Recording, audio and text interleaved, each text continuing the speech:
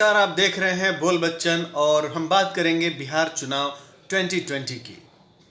इस बिहार चुनाव में एक तरफ बीजेपी, एनडीए और दूसरी तरफ आरजेडी और कांग्रेस मेन पार्टियां।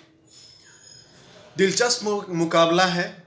जहां तक कि कल हम लोगों ने सर्वे देखा आज तक पर, तो उसमें साफ साफ दिखा रहा था कि किस तरह जो पॉपुलैरिटी की बात में नीतीश जी का पॉपुलैरिटी परसेंटेज जो था 31% था, और उसके साथ ही तेजस्वी का भी 27% था।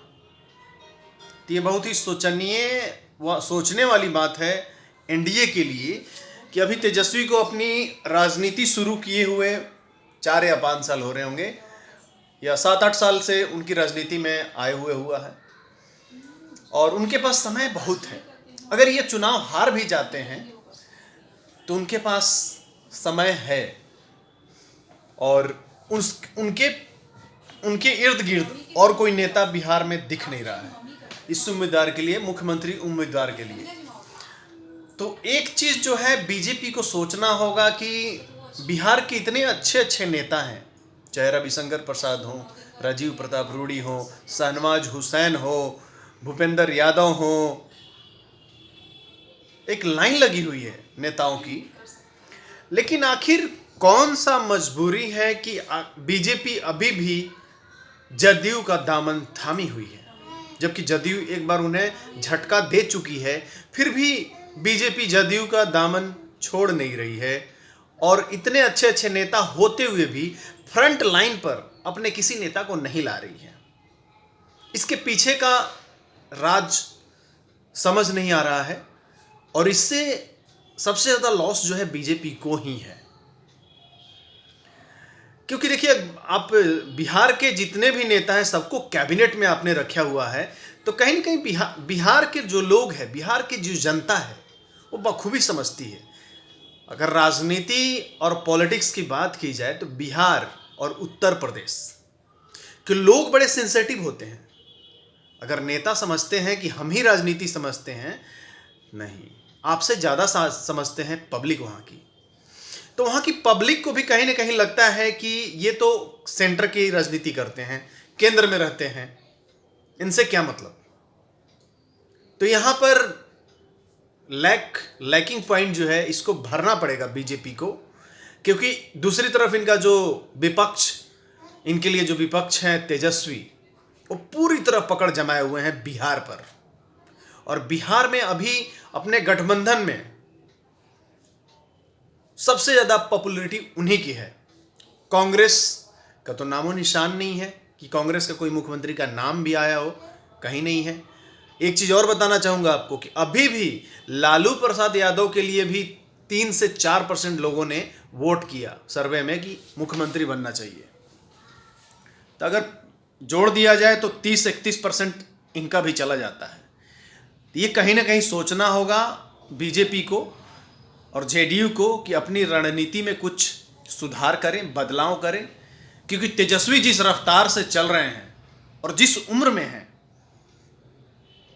आगे इनके लिए घातक साबित हो सकते हैं। दूसरा पहलू एक देखते हैं कि एक तरफ चिराग पासवान भी कहीं ना कहीं ये समझ चुके हैं कि सेंटर की राजनीति में ज़्यादा रहूंगा तो मैं बिहार में चल नहीं पाऊंगा। इस चुनाव में आखिर वो बीजेपी से और जेडीयू से अलग क्यों है? जो मैंने बात बोला कि बीजेपी ये समझ नहीं पा रही है, और बीजेपी अपना विजन क्लियर नहीं कर रही है, वो सिर्फ जेडीयू के पीछे चल रही है। जबकि नीतीश कुमार का एक प्रसिद्धि का लेवल था 2010 में, 91% लोग चाहते थे कि नीतीश कुमार मुख्यमंत्री बने, लेकिन अभी का सर्वे बता रहा है कि मात्र 55% लोग चाहते हैं कि मुख्यमंत्री नीतीश बने, और 44% लोग चाहते हैं कि नीतीश कुमार मुख्यमंत्री नहीं बने। तो कहीं ना कहीं आपको एक चेहरा खड़ा करना पड़ेगा नीतीश के पैरेलल भी। इस चुनाव के बाद नीतीश के चेहरे पर आप चुनाव नहीं लड़ सकते हैं। ये क्लियर है। तो इन सब चीजों को भांपते हुए स्वर्गीय रामविलास पासवान के सुपुत्र चिराग पासवान जी ने अच्छा स्टेप लिया है कि खुद से लड़ रहे हैं चुनाव, एक अपना फील्ड तैयार कर रहे हैं, मैदान तैयार कर रहे हैं, और अभी मैदान तैयार कर रहे हैं। अगले चुनाव से वो मुख्यमंत्री उम्मीदवार में शामिल हो जाएंगे और अच्छी पकड़ बना के शामिल होंगे। और जिस तरह से भाजपा के कई नेता 10-12 नेता टूटकर एलजेपी ज्वाइन किए हैं, तो ये तो खामियाजा भुगतना पड़ सकता है बीजेपी को। तो इन सब चीज़ों पर अब जैसे एक और बात था कि राजेंद्र सिंह जी का जिक्र होना जरूरी है यहाँ पर, क्योंकि एक समय था जब राजेंद्र सिंह को प्रभारी बनाया गया था झारखंड का, और उस समय कयास लगाए जा रहे थे कि चुनाव में कोई बड़ी जिम्मेदारी मिल सकती है बिहार के लिए भी इनको। लेकिन एकाएक ऐसा क्या हुआ कि राजेंद्र सिंह का मोहभंग हो गया बीजेपी से, और रातों रातों एलजेपी का दामन थाम लेते हैं और टिकट भी लेकर चुनाव भी लड़ते हैं बीजेपी के खिलाफ। तो इन छोटे बातों को नजरअंदाज करना बीजेपी को महंगा पड़ सकता है। तो चलिए, नजर बनाए हुए हैं हम लोग चुनाव पर। चुनाव में खुश रहिए, अस्त रहिए, व्यस्त रहिए, पर मस्त रहिए, टेंशन में नहीं आइए।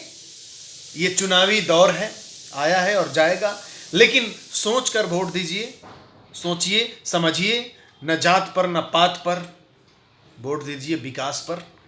तो अपने एरिया में अपने विधायक और अपने एमएलए के बारे में जानिए, तब वोट कीजिए। हमारी शुभकामनाएं बनी रहेंगी। आप देखते रहिए बोल बच्चन। धन्यवाद।